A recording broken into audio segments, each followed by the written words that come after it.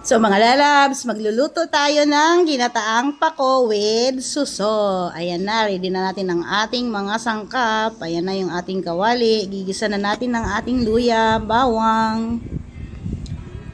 At isunod na natin ang ating sibuyas. Ayan, halo-haloin lang hanggang sa maging brown. Lagay na natin ang ating kamatis. Ayan, halo-haloin lang. Ayan, ganyan yung ating paraan ng ating pagluluto ng ginataang pako. Ayan, lagay na natin yung ating gata. Purong gata yan. Wala tayong tubig. Kasi magtutubig yung pako pag nilagay na natin dyan.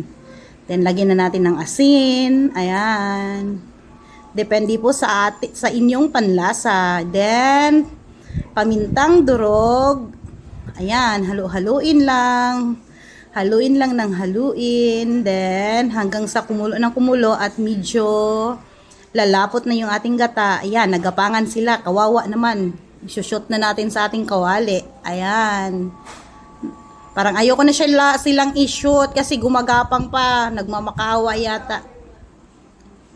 So ayan na, malapot na. Then ayan, di ba? Kulong-kulo na 'yan, as in. Lapot na yan. At ilagay na natin ang ating mga suso na ayaw pang magpaluto at gumagapang pa. Yan na. Yan, halu-haluin lang. Yan. At pag kumulo ng isang beses, ay yan. Pagkakulo niyan, lagyan na natin yung pako.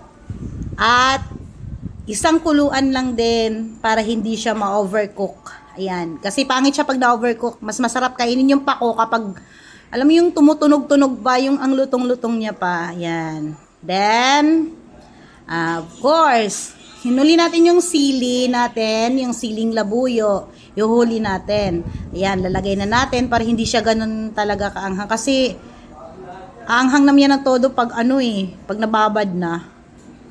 Ayan na. Then, maglalagay tayo ng konting magic pampasarap. Ayan. Bus-bus na. Din halo-halo. Ayan.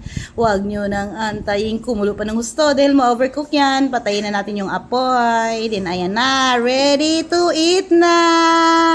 Thank you for watching, everyone.